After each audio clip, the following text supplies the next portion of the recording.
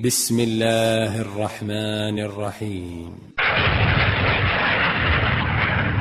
سابقوا إلى مغفرة من ربكم وجنة عرضها كعرض السماء والأرض أعدت للذين آمنوا بالله ورسله ذلك فضل الله يؤتيه من يشاء.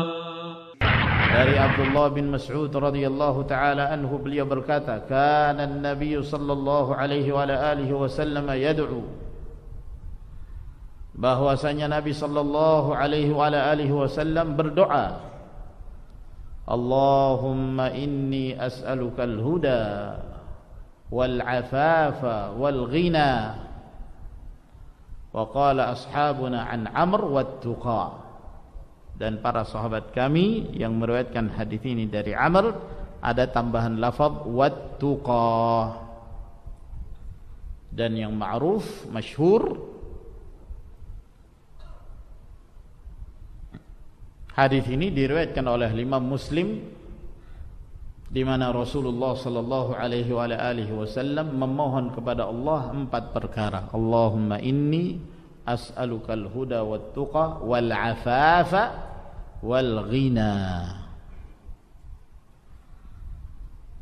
Dan kata para ulama bahwa doa ini, ma'asyiral ikhwah rahimakumullah, termasuk di antara doa yang paling mencakup kandungannya dan yang paling bermanfaat, karena kandungan doa ini merupakan doa yang mengandung seluruh kebaikan, kebaikan dunia, demikian pula kebaikan akhirat. Doa ini sangat ringkas sekali, dan Nabi sallallahu alaihi wasallam sering kali berdoa dengannya. Allahumma inni as'alukal huda wat tuqa wal 'afafa wal ghina.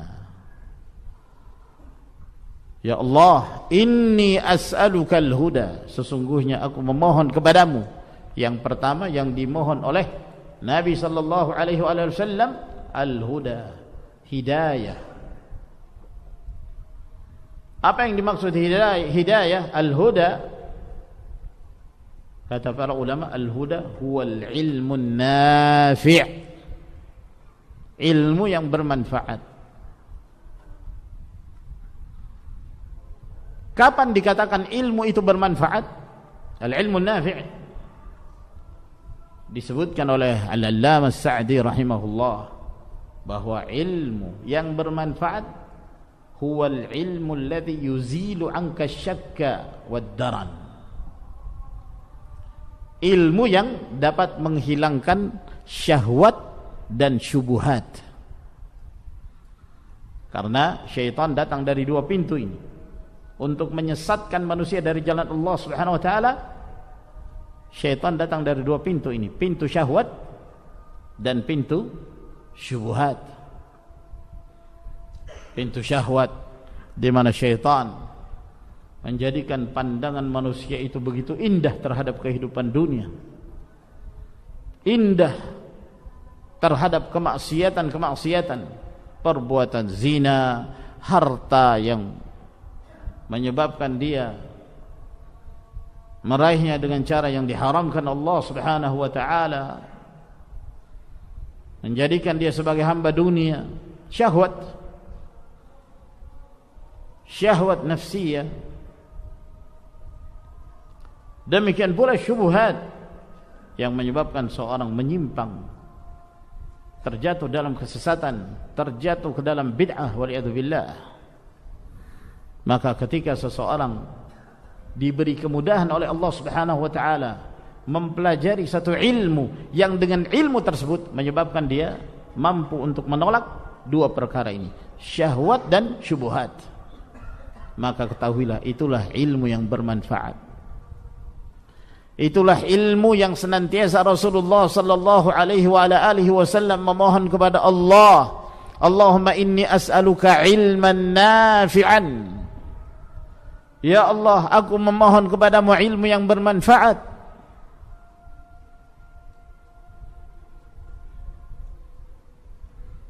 Yaitu ilmu yang dengannya seseorang mampu untuk menangkal syahwat dan menangkal syubhat, menangkal bid'ah, menangkal penyimpangan. Bukan sekadar ilmu. Berapa banyak ma'asyiral ikhwah rahimakumullah manusia yang diberi ilmu namun tidak diberi hidayah. Ilmu yang dia miliki tidak memberi manfaat kepadanya, bahkan memudaratkan. Waliyadzubillah. Seperti sebagian dari ahlul bid'ah, mereka diberi ilmu yang dalam, mereka memahami sebagian dari agama Allah Subhanahu wa taala, akan tetapi disesatkan oleh Allah Azza wa Jalla dengan ilmu yang mereka miliki.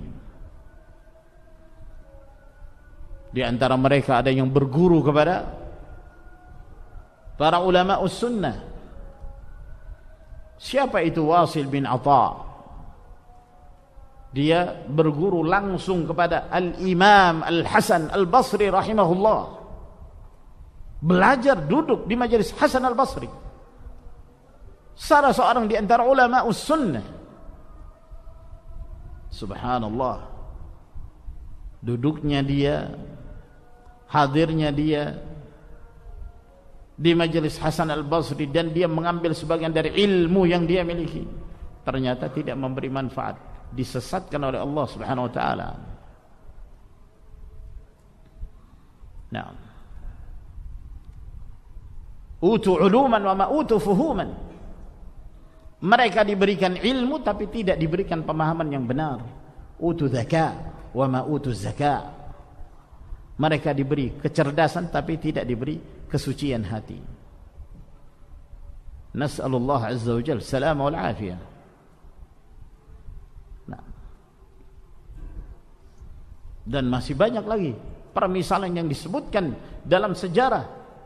Mereka berguru kepada ulama sunnah, namun kedekatan mereka dengan ulama as-sunnah tidak menyebabkan mereka berjalan di atas sunnah. Hidayah milik Allah Subhanahu wa taala. Oleh karena itu kita memohon kepada Allah, Allahumma inni as'aluka al-huda. Ya Allah, aku memohon kepadamu al-huda, ilmu yang memberikan manfaat. Wat-tuqa, at-tuqa, taqwallah. Kata para ulama, al-amalus salih. Tuqa adalah amalan salih, meninggalkan apa yang diharamkan dan dilarang oleh Allah Subhanahu wa taala dan Rasulnya, dan mengamalkan apa yang diperintahkan oleh Allah dan Rasulnya. Itulah taqwallah. Inti dari taqwallah azza wa jal adalah imtithalul awamir wajtinabun nawahi, menjalankan perintah dan menjauhi larangan. Khallidh dhunuba saghiraha wa kabiraha dhaka at-tuqa wasna' kamashin fawqa ardi asy-syauki yahdharu ma yara la tahqiranna saghiratan innal jibala minal hasa. Tinggalkan berbagai macam perbuatan dosa, yang kecil yang besar, tinggalkan seluruhnya. Itulah taqwallah. Berjalanlah kamu di muka bumi ini seperti orang yang berjalan di atas permukaan bumi yang penuh dengan duri, di mana dia berhati-hati meletakkan kakinya ketika dia berpijak. Jangan sampai dia menginjak duri itu. Seperti itulah kita berjalan di muka bumi ini. Seperti itulah kita beramal. Jangan engkau menganggap remeh satu perbuatan dosa kecil, karena ketahuilah sesungguhnya bukit itu berasal dari kerikil-kerikil yang kecil. Maka kita memohon kepada Allah taqwallah. Allahumma inni as'aluka al-huda, hidayah, wat-tuqa, amalan salih, wal-afafa wal-ghina. Dan kita memohon pada Allah Subhanahu wa taala al-afaf. Al-afaf, kesucian diri. Ya. tidak merasa butuh kepada makhluk, tidak menggantungkan hatinya kepada makhluk, namun dia hanya menggantungkan hatinya hanya kepada Allah Subhanahu wa taala. Dia merasa cukup dengan apa yang Allah Azza wa Jalla berikan kepadanya berupa rezeki, qanaah. Ini semua termasuk al-afaf. Wal ghina, kecukupan. Laisa al-ghina bi kathratil 'ard, innamal ghina ghina an-nafs. Kata Nabi sallallahu alaihi wasallam, bukanlah sebuah kekayaan itu kekayaan harta yang melimpah, namun kekayaan yang sebenarnya adalah kekayaan jiwa. Ketika Allah tabaraka wa taala memberi hidayah kepada seorang sehingga dia senantiasa bergantung kepada Allah, bertawakal hanya kepada Allah, merasa cukup dengan apa yang Allah Subhanahu wa taala berikan, sehingga dia tidak condong kepada hal-hal yang diharamkan Allah tabaraka wa taala, maka itulah kekayaan yang sebenarnya. Kekayaan yang sebenarnya, kekayaan jiwa ya ikhwan, ketentraman di dalam hati kita. Ketika seseorang membaca Al-Quran, dia merasa tentram. Ketika seseorang berzikir kepada Allah Subhanahu wa taala, dia merasa tenang hatinya.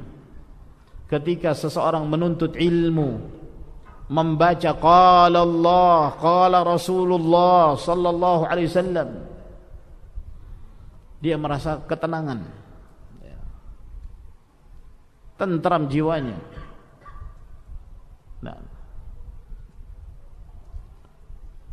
sampai disebutkan oleh para ulama hadis bagaimana kebahagiaan yang terdapat di dalam hati mereka tatkala mereka menimba, mempelajari hadis-hadis Rasulullah sallallahu alaihi wasallam, mendatangi majlis seorang alim untuk mendengarkan hadis-hadis Nabi sallallahu alaihi wasallam, penuh dengan kebahagiaan dalam keadaan mereka orang-orang miskin, fakir. Mereka bukan orang-orang kaya raya. Bagaimana Syu'bah bin al-Hajjaj yang tidak memiliki harta kecuali seekor keledai, tidak punya harta kecuali seekor keledai. Di antara ulama salaf ada yang melakukan perjalanan jauh sampai mereka kehabisan bekal, sampai ada yang meminum air kencingnya 5 kali karena tidak ada air, yang kehabisan air. Akhirnya dia terpaksa meminum air kencingnya 5 kali dalam perjalanan safar. Ibnul Jauzi rahimahullah meninggalkan kekayaan orang tuanya untuk menuntut ilmu, dan dia merasakan kebahagiaan. Dan beliau mengatakan, la yunalul ilm bi rahatil jasad, tidak akan diraih ilmu itu dengan bersenang-senang, dengan bersantai-santai ria.